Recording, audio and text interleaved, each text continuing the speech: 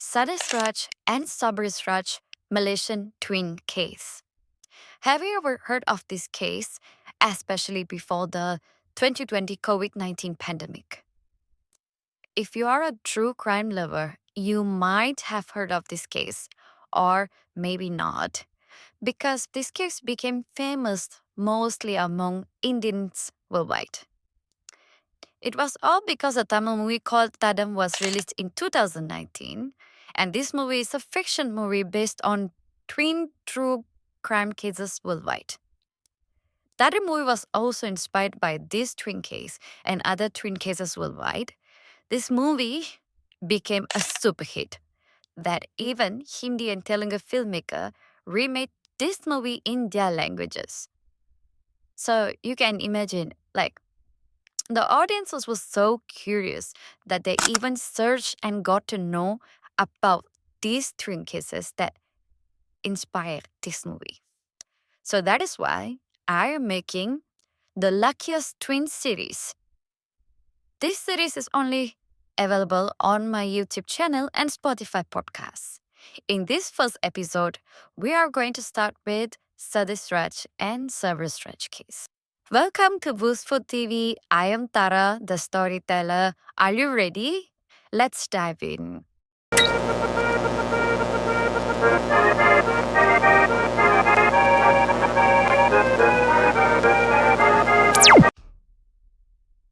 Back in August 2003 at Petalinjaya Section 2, a roadblock was held by the police. During this roadblock, there was a queue of plenty of cars because Petalinjaya is one of the busiest cities in Malaysia. Suddenly, during the roadblock, the police noticed a man running away, leaving his car in the middle of queue. And all the police got suspicious, and what else? They started chasing him. There were two police officers who were the first to start chasing him. They are chasing him, they are near, but suddenly he vanished. That guy vanished. He escaped the scene. The tired police officers came back to their roadblock area. Other police officers were inspecting the car that the man left. You remember he left the car in the middle of the queue? So the police officers, they pulled the car to the roadside and they were inspecting the car. And one of the police officers opened the car bonnet. And he was like, Sir, see this. Everyone hurried and looked at the bonnet. All of the officers' face went pale. They were shocked. The police officers didn't touch it, didn't do anything. They just stared at whatever it is in the bonnet. So the police officers immediately sent the car to the forensics to check whether their suspicions were right.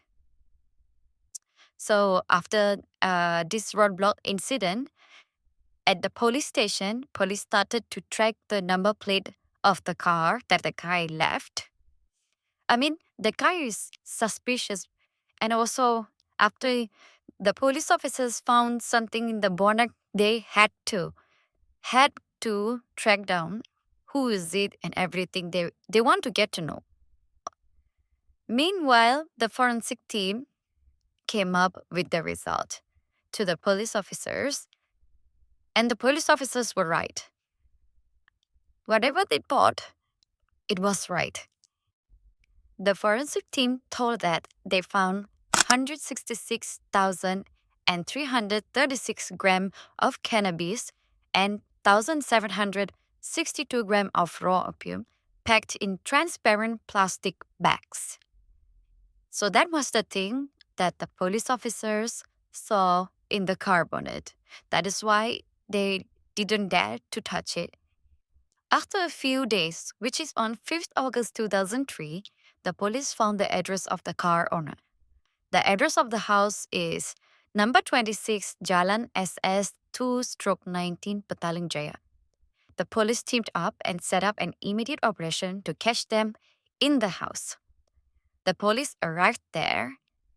They stormed into the house and caught 3 people in the house.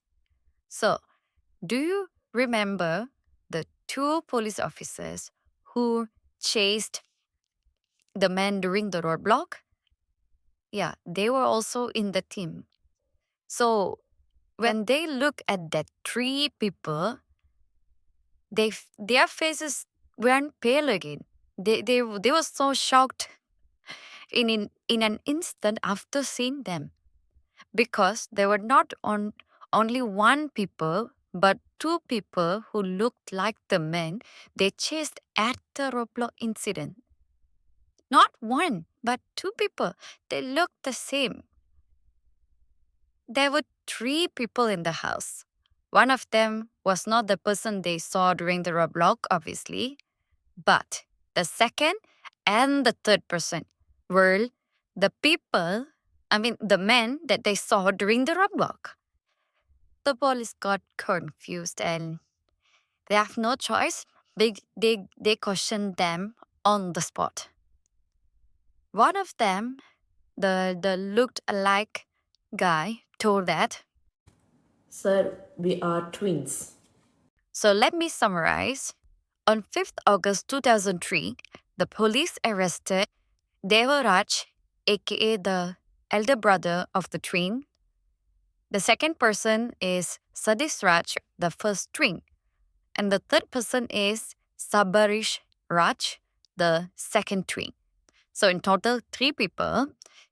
They were arrested under the charges of 2 counts of drug trafficking, which is 166,336 gram of cannabis and 1,762 gram of raw opium under Section 39B1A of the Dangerous Drugs Act 1952 and punishable under Section 39B2 of the same act, carrying mandatory death sentence. So the twins' elder brother, Devaraj, who got arrested, was sentenced to death because they had evidence against him. The main evidence was the car, because he was the owner of the car. They had other strong evidence too. Unfortunately, they didn't mention anywhere about the other evidence. So the police continue working on the twins' case, figuring out which twins did. The police couldn't find evidence of whether both of them were involved or only one of them. The police officer also sent the twins' DNA sample to check in the forensic lab. So the forensic lab, after they done their work, they told the police officers that the DNA after both sample match 99.9%. They are identical twins. The police was shocked again. The police officer asked, it's not possible for anyone to match 99.9%. I mean, the DNA, they can't be matched 99.9%.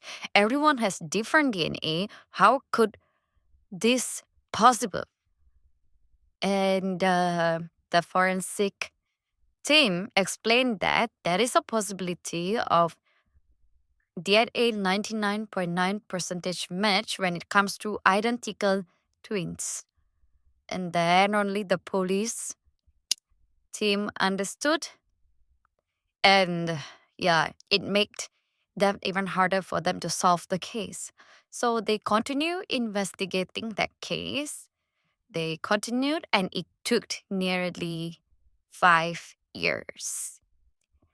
After 5 years in 2009, the trial of this case was brought to the High Court of Shah Alam.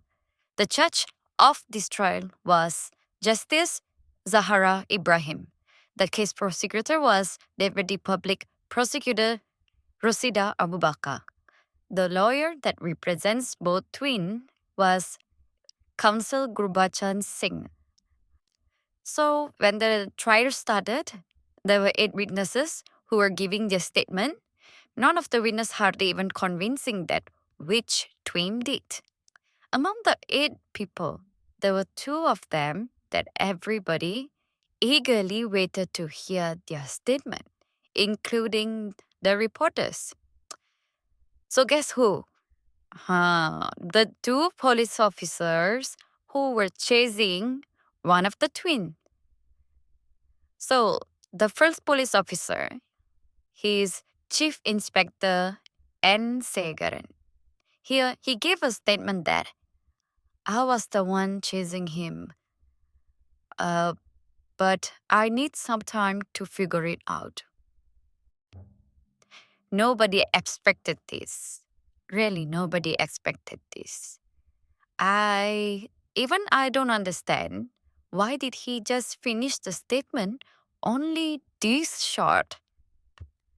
And then the second police officer, he's a corporal and his name is Muhammad Sidek Paiman.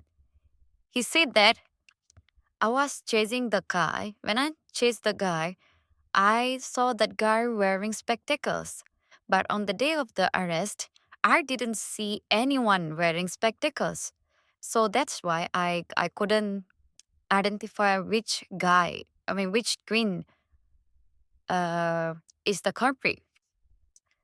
I also can identify the culprit by the shirt that the culprit wore on that day of the chase. Obviously, during the arrest, nobody wore that shirt, so I couldn't identify them. They both look exactly the same, and I couldn't really differentiate them. That's it. That's the statement. So, after all this, they waited for the judgment. Guess what happened? This is the most shocking part in this entire case because they got acquitted. Both twin Sathis Raj and Sabarish Raj got acquitted.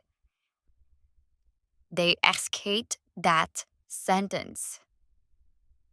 Everyone, including the news reporters, they shocked. They have never heard such thing before. In Malaysia, whoever got arrested under drug trafficking charge, they will usually get death sentence.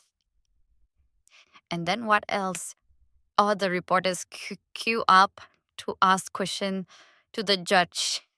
The Justice Zahara, asking why did she give that kind of judgment? So Justice Zahara, she told that this is a unique case. Our Sathis Raj and our Sabarish Raj, they are identical twins, which made it difficult to differentiate them. My job, as required by the law, is to determine whether the prosecution has succeeded in establishing prima facie against the 2 accused. In this case, both are identical twins. Based on the testimonies by the 2 police officers, there were a lot of doubts. Prosecution failed to determine which twin possessed.